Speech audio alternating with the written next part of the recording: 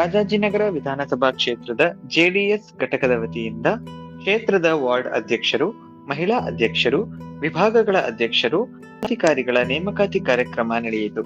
ರಾಜಾಜಿನಗರ ವಿಧಾನಸಭಾ ಕ್ಷೇತ್ರದ ಜೆಡಿಎಸ್ ಅಧ್ಯಕ್ಷರಾದ ಶಶಿಕುಮಾರ್ ರವರ ನೇತೃತ್ವದಲ್ಲಿ ಆಯೋಜಿಸಿದ್ದ ಕಾರ್ಯಕ್ರಮಕ್ಕೆ ಜೆಡಿಎಸ್ನ ಹಿರಿಯ ಮುಖಂಡರು ಹಾಗೂ ಜಿಬಿಎ ಪಶ್ಚಿಮ ವಿಭಾಗದ ಅಧ್ಯಕ್ಷರಾದ ತಿಮ್ಮೇಗೌಡರು, ಜೆಡಿಎಸ್ ಮುಖಂಡರಾದ ಗಂಗಾಧರ ಮೂರ್ತಿ, ತಿಮ್ಮೇಗೌಡರು, ಗೋಪಾಲ್, ರಾಜಾಜಿನಗರ ಮಹಿಳಾ ಅಧ್ಯಕ್ಷರಾದ ಶ್ರೀಮತಿ ಕವಿತಾ ಸೇರಿದಂತೆ ಕಾರ್ಯಕ್ರಮದಲ್ಲಿ ನೇಮಕಾತಿ ಪತ್ರ ವಿತರಿಸಿದರು.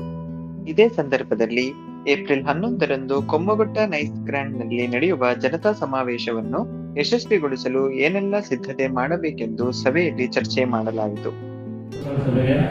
ಎಲ್ಲರಿಗೂ ಸ್ವಾಗತ. ನಮ್ಮ ಪಶ್ಚಿಮ ವಲಯದ ತಿಮ್ಮೇಗೌಡರು ಅಧ್ಯಕ್ಷರಿಗೂ ಸ್ವಾಗತ ಬಯಸ್ತಾ, ಈ ಸಂದರ್ಭದಲ್ಲಿ ನಮ್ಮ ರಾಜ್ಯದ 7 ವಾರ್ಡ್ಗಳಿಂದ 11 ವಾರ್ಡ್ಗಳಲ್ಲಿ ವಿಂಗಡಣೆ ಮಾಡಲಾಗಿದೆ. 11 ವಾರ್ಡ್ಗಳು ಮಹಿಳಾ ಅಧ್ಯಕ್ಷರು ಮತ್ತು ಜೆಡಿಎಸ್ ಅಧ್ಯಕ್ಷಗಳನ್ನ ಪಟ್ಟಿ ಮತ್ತು ಅಭ್ಯರ್ಥಿಗಳಿಂದ ವಿತರಣೆ ಮಾಡ್ತಾ ಇದ್ದೀವಿ. ಈ ಕಾರ್ಯಕ್ರಮಕ್ಕೆ ಬಂದಿರುವಂತ ಎಲ್ಲರಿಗೂ ಎಲ್ಲ ಗಣ್ಯರಿಗೂ ಸ್ವಾಗತ ಅಂತ ನಮ್ಮ ಜಯಕುಮಾರ್ ಅವರು ಅಥವಾ ನಮ್ಮ ನಾಗೇಶ್ವರ ಆಗ್ಬೋದು, ಕವಿತರ್ ಆಗ್ಬೋದು, ಯಾರಿಗೆ ಬಯಣ ಎಸ್ ಟಿ ಆನಂದರ್ ಆಗ್ಬೋದು, ಎಲ್ಲರೂ ಸಹಕಾರ ಕೊಡ್ತಾರೆ. ಈಗ ಒಬ್ಬರು ಸಹಕಾರದಿಂದ ನಡೀತಾ ಇಲ್ಲ, ಎಲ್ಲರೂ ಸಹಕಾರ ಕೊಟ್ಟೆ ಈ ಕಾರ್ಯಕ್ರಮಗಳು ಮಾಡಲಿಕ್ಕೆ ನನಗೆ ಒಂದು ಶಕ್ತಿ ಆಗ್ತಾ ಇದೆ. ಈ ಮುರಾಜಿನ ಒಬ್ಬರೇ ಅಂತಲ್ಲ, ನಾವು ಒಬ್ಬರೇ ಅಂತ ಎಲ್ಲರ ಸಹಕಾರತೆ ನಡೀತದೆ ಅಂತ ಹೇಳಿ ಇಷ್ಟಪಡ್ತೀನಿ. ನಮ್ಮ ಜನತಾದಳ ಜಾತ್ಯತೀತ ಜಿಬಿಯ 5 ವಿಭಾಗಗಳನ್ನಾಗಿ ಏನು ಮಾಡಿದೆ, ನಮ್ಮ ಪಶ್ಚಿಮ ವಲಯಕ್ಕೆ ಸೇರಿದ ರಾಜಾಜಿನಗರ ವಿಧಾನಸಭಾ ಕ್ಷೇತ್ರದಲ್ಲಿ ಈ ಒಂದು ದಿವಸ ಪದಾಧಿಕಾರಿಗಳು ಮತ್ತು ಕ್ಷೇತ್ರ ಅಧ್ಯಕ್ಷರುಗಳು, ಮಹಿಳಾ ಅಧ್ಯಕ್ಷರುಗಳು ಮತ್ತು ವಿಭಾಗಗಳ ಅಧ್ಯಕ್ಷರುಗಳನ್ನಾಗಿ ಏನು ಇವತ್ತು ನೇಮಕ ಮಾಡ್ತಾ ಇದ್ದೀವಿ. ಈ ಒಂದು ಪಕ್ಷ ಸಂಘಟನೆಗೆ ಒತ್ತು ಕೊಟ್ಟು ನಮ್ಮ ಅಪ್ಪಾಜಿ ದೇವೇಗೌಡರ ಆದೇಶ ಮತ್ತು ಕುಮಾರಣ್ಣವರ ನಾಯಕತ್ವದಲ್ಲಿ ನಿಖಿಲ್ ಕುಮಾರಿ ಅವರ ಸಾರಥ್ಯದಲ್ಲಿ ಇಟ್ಕೊಂಡು ಏನು ಕಾರ್ಯಕ್ರಮ ರೂಪಿಸ್ತಾ ಇದ್ದೀವಿ. ಈ ಒಂದು ಸಂಘಟನೆ ಇನ್ನೂ ಹೆಚ್ಚಿನ ರೀತಿಯಲ್ಲಿ ಆಗಬೇಕು, ನಮ್ಮ ಪಕ್ಷ ಬಲವರ್ಧನೆ ಆಗಬೇಕು. ಮುಂದಿನ ಬರುವಂಥ GBA ಚುನಾವಣೆಯಲ್ಲಿ ಅತ್ಯಧಿಕ ಸೀಟ್ಗಳನ್ನ ಗೆದ್ದು ನಾವು BBMPಯಲ್ಲಿ ಪ್ರಬಲ ಪಕ್ಷವಾಗಿ ಹೊರಹೊಮ್ಮಬೇಕು ಅನ್ನೋದು ಎಲ್ಲ ಉದ್ದೇಶಗಳನ್ನಿಟ್ಕೊಂಡು ನಾವು ಇವತ್ತೇನು ಸಂಘಟನೆಗೆ ಒತ್ತು ಕೊಟ್ಟು ಕಾರ್ಯಕರ್ತರನ್ನು ಪದಾಧಿಕಾರಿಗಳನ್ನ ನೇಮಕ ಮಾಡ್ತಾ ಇದ್ದೀವಿ. ಈ ಒಂದು ಮೊದಲನೇ ಹಂತದ ಕಾರ್ಯಕ್ರಮ ಮುಂದಿನ 2028ರ ಚುನಾವಣೆಗೂ ದಿಕ್ಸೂಚಿಯಾಗಿ ಮುಂದಿನ ದಿನಗಳಲ್ಲಿ ಕುಮಾರಣ್ಣವರು ಮುಖ್ಯಮಂತ್ರಿಗಳು ಮಾಡಬೇಕು ಅಂದರೆ ಸುಮ್ಮನೆ ನಾವು ಬಾಯಲ್ಲಿ ಮೈಕಲ್ಲಿ ಕಾರ್ಯಕ್ರಮಗಳಲ್ಲಿ ಹೇಳ್ಕೊಂಡು ಹೋದ್ರಾಗಲ್ಲ. ಪ್ರತಿನಿತ್ಯ ಜನಗಳ ಮಧ್ಯೆ ಹೋಗಿ ಜನಗಳ ಜೊತೆಯಲ್ಲಿ ನಿಂತುಕೊಂಡು ಅಪ್ಪಾಜಿ ದೇವೇಗೌಡರು ಮಾಡಿರುವಂಥ ಕಾರ್ಯಕ್ರಮಗಳು, ಕುಮಾರಣ್ಣವ್ರು ಕೊಟ್ಟಿರುವಂಥ ಕಾರ್ಯಕ್ರಮಗಳು ಬೆಂಗಳೂರಿಗೆ ಇವತ್ತು ಎಲ್ಲ ಕಾರ್ಯಕ್ರಮಗಳನ್ನೂ ನೆನೆಸ್ಕೊಳ್ಳಿ. ಮೊದಲನೇದಾಗಿ ಮೆಟ್ರೋ ಇವತ್ತು ಬೆಂಗಳೂರಿಗೆ ಬರೋದಕ್ಕೆ ಕಾರಣ ಯಾರು ಅನ್ನೋದು ಎಲ್ಲರಿಗೂ ಗೊತ್ತಿದೆ. ಆದರೆ ಜನಗಳ ಹತ್ರ ಅದನ್ನು ಸರಿಯಾಗಿ ಮಾಹಿತಿ ಕೊಡೋ ಅಂಥ ಕೆಲಸನ ನಾವು ಮಾಡ್ತಾ ಇಲ್ಲ. ಆಮೇಲೆ ಬೆಂಗಳೂರು 4ನೇ ಅಂತ ಕುಡಿಯೋ ನೀರಿನ ಯೋಜನೆಗೆ ದೇವೇಗೌಡರು ಪ್ರಧಾನಮಂತ್ರಿಗಳಾಗಿದ್ದಂಥ ಕಾಲದಲ್ಲಿ 8 TMC ನೀರನ್ನು ಏನು ಕೊಟ್ಟರು, ಆ ನೀರಿಂದ ಇವತ್ತು ಬೆಂಗಳೂರು ಜನ ಬದುಕ್ತಾ ಇದ್ದಾರೆ. ಅವತ್ತೇನಾನ ಆ ನೀರನ್ನ ಕೊಟ್ಟಿಲ್ಲ ಅಂದಿದ್ರೆ ಇವತ್ತು ಬೆಂಗಳೂರು ಜನಕ್ಕೆ ಇವಾಗಲೇ ನೀರಿಲ್ಲ ಅಂತ ನಾವೇನು ಕಷ್ಟ ಬೀಳ್ತಾ ಇದ್ದೀವಿ. ಅವಾಗ ಇನ್ನೂ ಹೆಚ್ಚಿನ ರೀತಿಯಲ್ಲಿ ನೀರಿಲ್ಲದೆ ನಾವು ಸಂಕಟ ಪಡಬೇಕಾಗಿತ್ತು. ಅದೇ ರೀತಿ ರೆವಿನ್ಯೂ ಸೈಟ್ಗಳಿಗೆ ಖಾತೆ ಮಾಡಿದ್ದಿರ್ಬೋದು, ಅಕ್ರಮ ಸಕ್ರಮ ಮಾಡಿ, ಮತ್ತು ಬೆಂಗಳೂರಿನ ಫ್ಲೈಓವರ್ಗಳನ್ನ ನಿರ್ಮಾಣ ಮಾಡಿದ್ದಿರ್ಬೋದು, ಮತ್ತು ರಿಂಗ್ ರೋಡ್ನ ನಿರ್ಮಾಣ ಮಾಡಿದ್ದಿರ್ಬೋದು. ಎಲ್ಲ ಕಾರ್ಯಕ್ರಮಗಳು ನಮ್ಮ ಜನತಾದಳದ ದೇವೇಗೌಡರ ಕಾಲದಲ್ಲಿ ಆಗಿರುವಂಥ ಕಾರ್ಯಕ್ರಮಗಳೇ ಹೊರತು ನಮ್ಮ ಮಿತ್ರ ಪಕ್ಷ ಇರಲಿ ಮತ್ತು ಕಾಂಗ್ರೆಸ್ ಪಕ್ಷ ಇರಲಿ ಅವ್ರು ಯಾವುದೂ ಈ ರೀತಿ ಕಾರ್ಯಕ್ರಮಗಳನ್ನ ಮಾಡಿಲ್ಲ. ಜನಗಳನ್ನ ಸುಮ್ಮನೆ ಕೆಲಸ ಮಾಡ್ತೀವಿ ಅಂತ ಹೇಳ್ಕೊಂಡು ಯಾಮಾರಿಸ್ಕೊಂಡು ತಿರುಗ್ತಾ ಇದ್ದಾರೆ. ಅದನ್ನೆಲ್ಲ ಜನತೆಗಳ ಮುಂದೆ ತಿಳಿಸಿ ಈ ಒಂದು GBA ಮತ್ತು 2028ರ ವಿಧಾನಸಭಾ ಚುನಾವಣೆಯಲ್ಲಿ ನಮ್ಮ ಪಕ್ಷ ಅತಿ ಹೆಚ್ಚಿನ ಸ್ಥಾನಗಳನ್ನ ಗೆಲ್ಲೋದಕ್ಕೆ ನಾವೆಲ್ಲ ಇವತ್ತಿಂದಲೇ ಟಂಕಣಬದ್ಧರಾಗಿ ಕೆಲಸ ಮಾಡ್ತೀವಿ ಅಂತೇಳಿ ಮತ್ತೊಮ್ಮೆ ನಮ್ಮ ಪಕ್ಷ ಅಧಿಕಾರಕ್ಕೆ ಬರುತ್ತೆ ಅಂತೇಳಿ ನಮ್ಮ ರಾಜಾಜಿನಗರ ಕ್ಷೇತ್ರದ ಎಲ್ಲ ಕಾರ್ಯಕರ್ತರು ಮತ್ತು ಮುಖಂಡರುಗಳಿಗೆ ನನ್ನ ಅಭಿನಂದನೆಗಳನ್ನ ತಿಳಿಸ್ತಾ ಇದ್ದೀನಿ. ನಮಸ್ಕಾರ.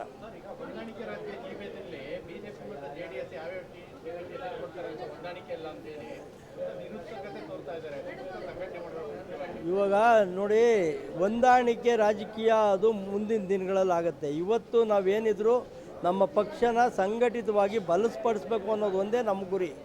ಎಲ್ಲ ವಾರ್ಡ್ಗಳಲ್ಲೂ ಎಲ್ಲ ಕ್ಷೇತ್ರಗಳಲ್ಲೂ ನಾವು ನಮ್ಮ ಪಕ್ಷನ ಅಧಿಕಾರಕ್ಕೆ ತರೋದಕ್ಕೆ ಸಂಘಟನೆ ಮಾಡ್ತೀವಿ ಹೊರತು ಇವತ್ತು ಯಾವುದೋ 2 ಸೀಟ್ ಬಿಟ್ಕೊಡ್ತಾರೆ, 4 ಸೀಟ್ ಬಿಟ್ಕೊಡ್ತಾರೆ ಅಂತ ನಾವು ಯಾವತ್ತೂ ಕಾಯ್ತಾ ಕೂತ್ಕೊಳ್ಳಲ್ಲ, ಮುಂದಕ್ಕೂ ಕೂತ್ಕೊಳ್ಳೋದಿಲ್ಲ. ನಾವು ಸಂಘಟನೆ ಮಾಡೋದಕ್ಕೆ ಒತ್ತು ಕೊಡ್ತೀವಿ, ನಾವು ಸಂಘಟನೆ ಮಾಡ್ತೀವಿ. ಹಲವಾರು ದಿನಗಳಿಂದ GBA ಚುನಾವಣೆ ಅನೌನ್ಸ್ ಆಗಿ ಮೇ ಜೂನಲ್ಲಿ ಬರುತ್ತೆ ಅನ್ನೋ ಒಂದು ಉದ್ದೇಶ ಇಟ್ಕೊಂಡು ಪಕ್ಷ ಸಂಘಟನೆಗೋಸ್ಕರ ನಮ್ಮ ಹೆಚ್ಚಿನ ನಾಯಕರಾದಂಥ ಕುಮಾರಣ್ಣವರು ಬೆಂಗಳೂರು ನಗರವನ್ನು 5 ಭಾಗಗಳಾಗಿ ಮಾಡಿ 5 ಭಾಗಗಳಿಗೆ GBA ಅಧ್ಯಕ್ಷರುಗಳನ್ನು ಮಾಡಿದ್ದಾರೆ.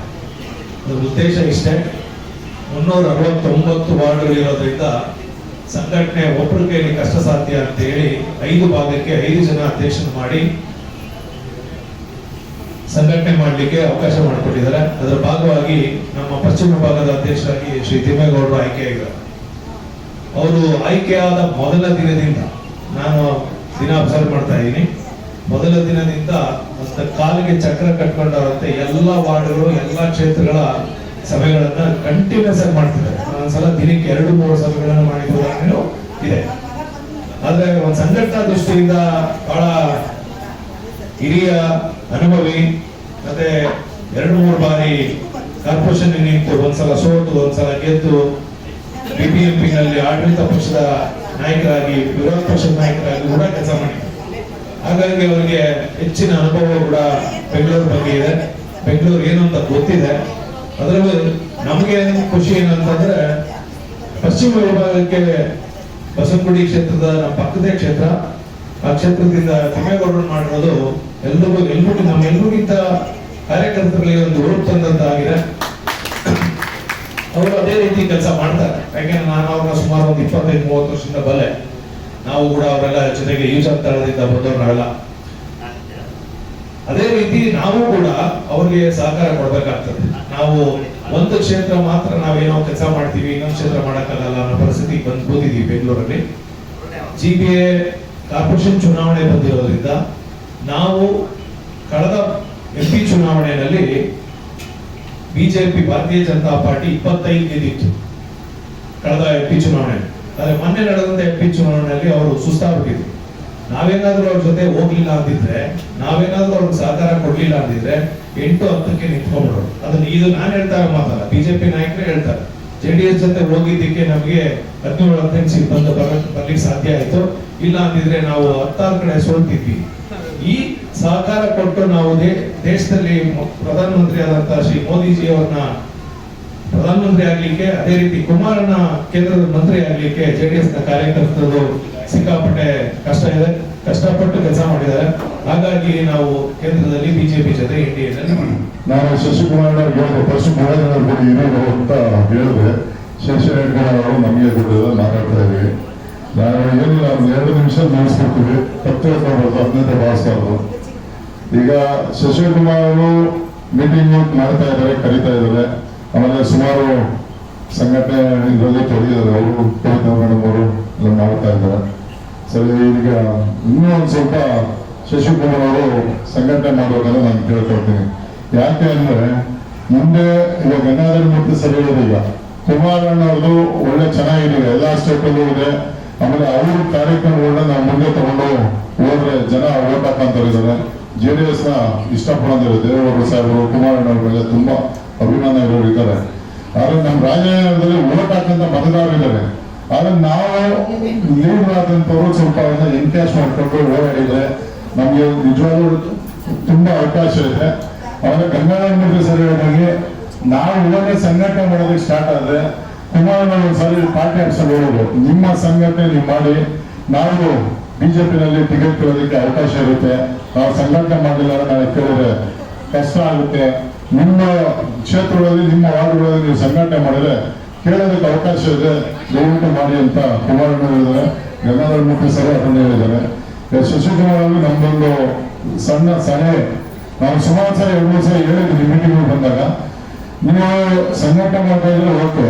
ನಾನು ಹೇಳಂಗೆ ಗಂಗಾಧರ ಮೂರ್ತಿ ಸರ್ ಹೇಳಿದ ಹೋಟ್ಲ್ ಹತ್ರ, ಪಾರ್ಕ್ ಹತ್ರ, ನಮ್ಮ ಹಿರಿಯರ ಹತ್ರ, ಹಿರಿಯರನ್ನ ಸ್ವಲ್ಪ ಜೊತೆಲಿ ಕರ್ಕೊಂಡು ಎಲ್ಲಾ ಕಡೆ ಓಡಾಡ್ಕೊಂಡು ಇವತ್ತಿಂದ ಸ್ವಲ್ಪ ಸಂಘಟನೆ ಮಾಡಿದ್ರೆ ಇನ್ನೂ ಸಂಘಟನೆ ಆಗುತ್ತೆ.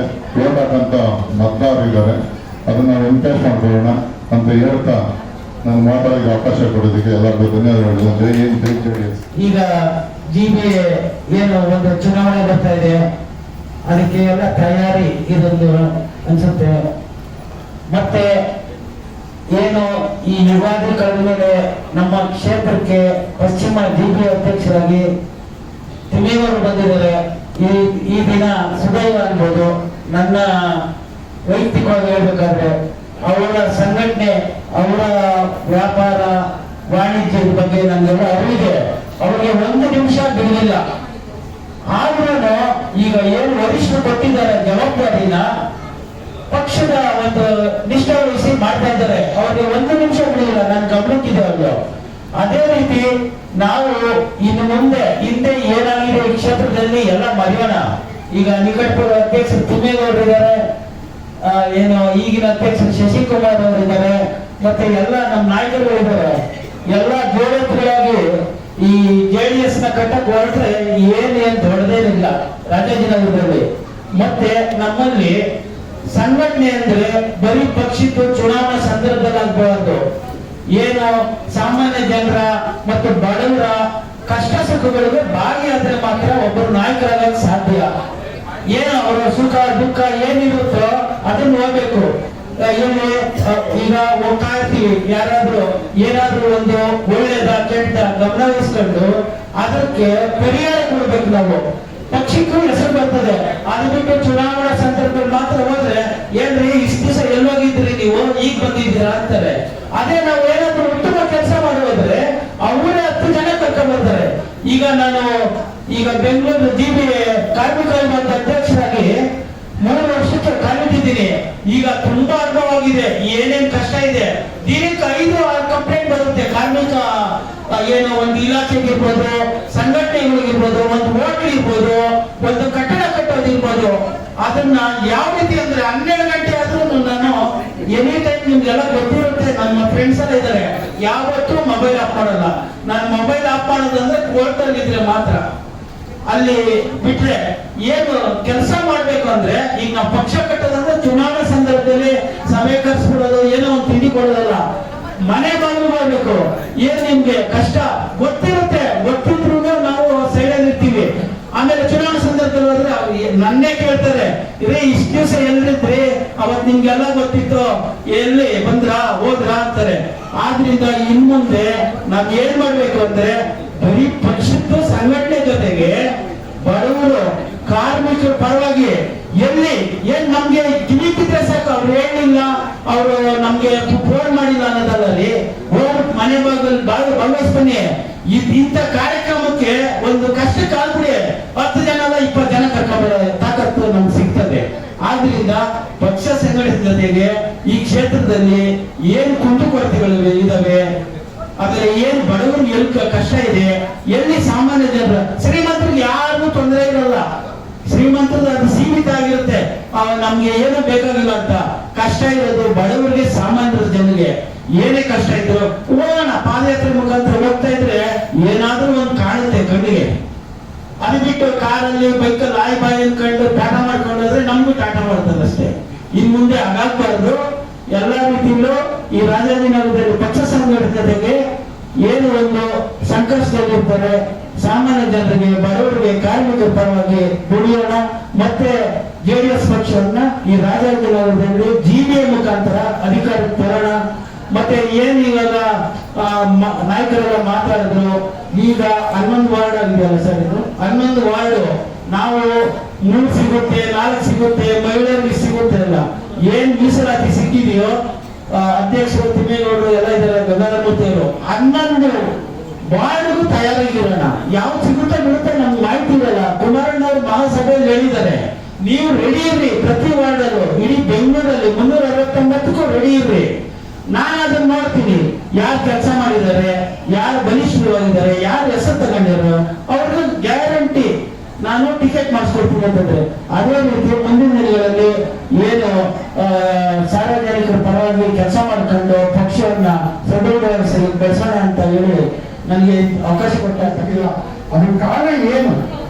ಇವತ್ತು ಇರ್ತಕ್ಕಂಥ ಪ್ರತಿಯೊಬ್ಬರು ಹೇಳ್ತಾ ಇದ್ದೀವಿ, ಅಭಿಮಾನದಿಂದ ಇಲ್ಲಿ ಕೂತಿರ್ತಕ್ಕಂಥದ್ದು, ಅಭಿಮಾನದಿಂದ ಎದೆ ಕೊಟ್ಟು ಯಾವ್ದು ಎಷ್ಟೇ ಆಮಿಷಗಳಿದ್ದಾಗ ಕನ್ನಡ ಟೀಮು ಏನು ನಮ್ಮ ಪಕ್ಷದಲ್ಲೇ ಒಂದು ನಮ್ಮ ಪಕ್ಷದಲ್ಲೇ ತಿಂದು ನಮ್ಮ ಪಕ್ಷದಲ್ಲೇ ಇದ್ದಂತ ಪುಟ್ಟಣ್ಣವರು ಕುಮಾರಸ್ವಾಮಿ ಜೊತೆಗೆ ಇದ್ದು ಆಚೆ ಹೊರಟಾಗಿದ್ರು. ಆಚೆ ಹೊರಟಾಗ್ಬಿಟ್ಟು ನಮ್ಮನ್ನೇ ಮುಗಿಸ್ಬಿಟ್ಟು ನಿಂತಂದ್ರು. ಒಬ್ಬೊಬ್ಬ ಕಾರ್ಯಕರ್ತರನ್ನ ದುಡ್ಡು ಕೊಟ್ಟು ಕರ್ಕೊಂಡು ನಾವೆಲ್ಲ ಕಷ್ಟಪಟ್ಟು ಸಂಘಟನೆ ಮಾಡ್ತಾ ಇರ್ತೀವಿ. ವಾರ್ಡ್ ವೈಸಲ್ಲಿ ಅಭಿಮಾನದಿಂದ ನಾವು ಇಟ್ಕೊಂಡಿರ್ತೀವಿ. ಅಭಿಮಾನದಿಂದ ಇವತ್ತು ನಮ್ಗೆ ಓಟ್ ಹಾಕೊಂಡಿದ್ದಾರೆ. ಆದ್ರೆ ನಮ್ಮ ಪಕ್ಷದಲ್ಲೇ ಕೆಲವು ನಮ್ಗೆ ಡ್ಯಾಮೇಜ್ ಮಾಡ್ತಾರೆ. ಅದು ನಿಲ್ಲಿಸ್ಬೇಕು. ಇವತ್ತು ನಾವು ಪ್ರತಿಯೊಬ್ಬರಿಗೆ ಎಷ್ಟು ಕಷ್ಟಪಡ್ತಾ ಇದೀವಿ, ಏನ್ ನಮ್ಗೆ ಇವಾಗ ಲಾಸ್ಟ್ ಟೈಮ್ ಬಂದು ನಮ್ಮನ್ನ ಕರ್ಕೊಳಕ್ ಆಗ್ತಿರ್ಲಿಲ್ವಾ?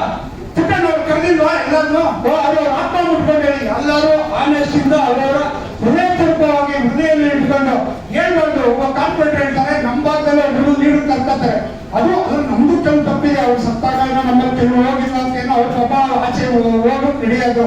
ಅದರಿಂದ ಜೈಕೊಂಡು JDS ಮುಗಿದೋಯ್ತು, ಕಾಮಾಕ್ಷಿ ಪಾಳ್ಯದಲ್ಲಿ ಶಿವನಹಳ್ಳಿ JDS ಮುಗಿದೋಯ್ತು, ಎಲ್ಲರಿಗೂ ಮುಗಿಸ್ಬಿಡ್ತೀರ ನೀವು. ಯಾವ JDS ಅಭಿಮಾನ ಇರೋರು ಯಾರು ಮುಗ್ಸಕ್ಕಾಗಲ್ಲ.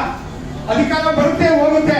ಈ ಸಾರಿ ನಮ್ಗೆ ಅಧಿಕಾರ ಬರೋ ಎಲ್ರಿಗೂ ಭಾವನೆ ಇದೆ. ಆದ್ರೆ ಸಂದರ್ಭ ಸಮಯ ಸಂದರ್ಭ ಕೂಡಿ ಬರ್ಬೇಕು ಅಂತ ನಾನು ಈ ಸಂದರ್ಭದಲ್ಲಿ ಹೇಳ್ತೀನಿ. ಸಮಯ ಸಂದರ್ಭ ಕೂಡಿ ಬರ್ಬೇಕು.